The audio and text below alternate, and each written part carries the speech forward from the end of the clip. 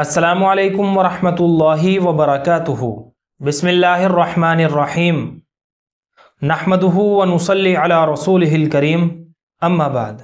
मेरे इज़्ज़त वाले और ईमान वाले प्यारे भाइयों, हुज़ूर अकरम सल्लल्लाहु अलैहि वसल्लम को और सहाबा इकराम को अल्लाह और उसके रसूल की तरफ दावत देना किस तरह हर चीज़ से ज़्यादा महबूब था, और उनके दिल में इस बात की कितनी ज़्यादा तड़प रहती थी कि तमाम लोग हिदायत पा जाएं और अल्लाह के दीन में दाखिल हो जाएं और अल्लाह की रहमत में गोते खाने लगे, और दावत के ज़रिए मखलूक को खालिक के साथ जोड़ने की कितनी ज़बरदस्त कोशिश करते थे वो लोग, इसका हम अंदाज़ा भी नहीं लगा सकते। चुनांचे आप देख लीजिए कि हुज़ूर अकरम सल्लल्लाहु अलैहि वसल्लम ने और सहाबा इकराम ने अल्लाह के दीन की खातिर कितनी बड़ी बड़ी मशक्क़तों को और कितनी बड़ी बड़ी मुसीबतों को बर्दाश्त किया है। चुनांचे आज मैं हुज़ूर अकरम सल्लल्लाहु अलैहि वसल्लम के थोड़े से हालात आप हज़रात के सामने रखूँगा, और ये बातें भी मैं आप हज़रात के सामने जो है हयातुस सहाबा से नकल करके बयान कर रहा हूँ। चुनांचे हज़रत इब्न अब्बास रज़ी अल्लाह ताला अनुमा फरमाते हैं कि अल्लाह ताला ने इरशाद फरमाया, फ़मिनहुम शक़िय्युम व सईद। इस आयत का तर्जमा है कि उनमें से बाज़ लोग बदबख्त हैं और बाज़ लोग नेक बख्त हैं। और इसके जैसी कुरानी आयत में फरमाते हैं कि हुज़ूर अकरम सल्लल्लाहु अलैहि वसल्लम को इस बात की बहुत ही ज़्यादा तड़प रहती थी कि तमाम लोग ईमान ले आए और आपके हाथ पर ईमान पर बैत हो जाएं और आपसे हिदायत पर बैत हो जाएं। आपकी ये बेकरारी देखकर अल्लाह रब्बुल इज़्ज़त ने आपको बताया कि सिर्फ वही इंसान ईमान लाएंगे जिनके लिए लोहे महफूज में पहले ही से ईमान लाने की सआदत लिखी जा चुकी, और सिर्फ वही लोग गुमराह होंगे जिनके लिए लोहे महफूज में पहले ही से बदबख्ती लिखी जा चुकी है। फिर अल्लाह रब्बुल इज़्ज़त ने अपने नबी अकरम सल्लल्लाहु अलैहि वसल्लम को इरशाद फरमाया, लअल्लका बाखिउन नफ्सका अल्ला यकूनु मुमिनीन इन नशअ नुनज़्ज़िल अलैहिम मिनस समाई आयतन फज़ल्लत आनाकुहुम लहा खाज़िईन। इसका तर्जमा है कि आप तो अपने आप को हलाक ही कर डालेंगे अगर ये लोग ईमान नहीं लाए। अगर हम चाहें तो इनके ऊपर एक निशानी उतार दे आसमान से, जिसकी वजह से इनकी गर्दनें नीची की नीची रह जाएंगी।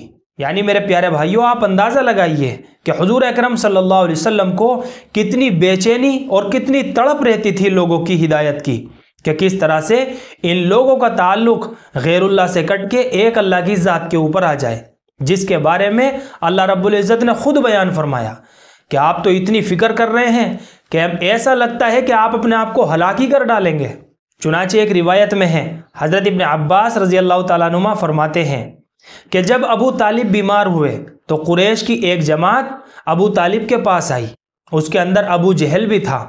उन लोगों ने हुजूर की शिकायत की कि आपका भतीजा हमारे माबूदों को बुरा भला कहता है, हमारे आबा व अजदाद में कमी निकालता है, हमें यूं यूं कहता है, जिसकी वजह से हमें बहुत तकलीफ होती है। लिहाजा उनके पास किसी आदमी को भेजकर उनको अपने पास बुलाइए और उनको ऐसा करने से रोक दे।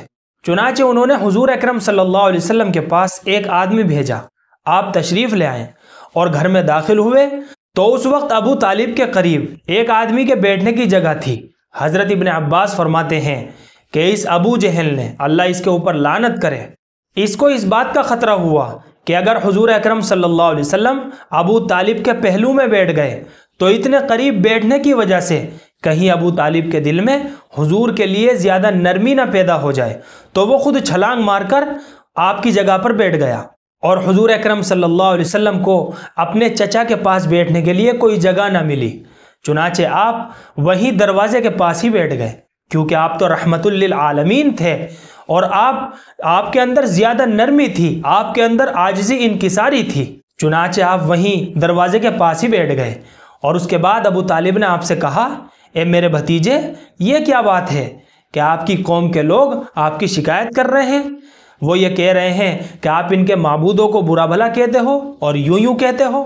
हज़रत इब्न अब्बास फरमाते हैं, इसके बाद उन सब लोगों ने बोलना शुरू कर दिया कि बिल्कुल ये कहते हैं, हमें इस तरह से कहते हैं, हमें यूं कहते हैं, हमारे आबा व अजदाद में कमी निकालते हैं, हमारे माबूदों को बुरा भला कहते हैं। सब ने बोलना शुरू कर दिया। उसके बाद हुजूर अकरम सल्लल्लाहु अलैहि वसल्लम ने अपनी बात शुरू फरमाई اور فرمایا کہ اے میرے چچا، میں صرف یہ چاہتا ہوں کہ یہ لوگ صرف ایک کلمے کا اقرار کر لے، جس کی وجہ سے تمام اہل عرب ان کے ماتحت اور فرما بردار بن جائیں گے، اور تمام اہل عجم ان کو جزیہ دینے لگ جائیں گے۔